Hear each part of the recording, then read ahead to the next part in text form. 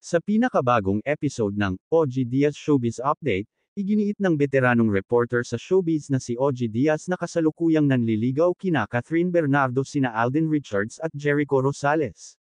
Ayon kay OG, isang source mula sa paligid ni Catherine ang nagbahagi ng impormasyon sa kanya.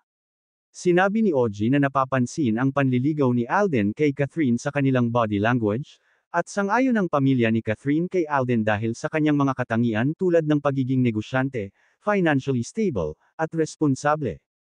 Binanggit din ni OG ang interes ni Jericho kay Catherine, ngunit sinabi na mas pinipili ng pamilya ni Catherine si Alden kaysa kay Jericho. Kamakailan lang, nilinaw ni Alden ang isang viral na video na nagpapakita sa kanya na nagbibigay ng bulaklak kay Catherine sa kanyang post-birthday celebration, sinasabing nag-enjoy siya sa okasyon at ipinahayag na masaya si Catherine. Nang tanungin tungkol sa tunay na estado ng kanilang relasyon, sinabi ni Alden, "Kung ano ang nakikita mo, yun ang makukuha mo."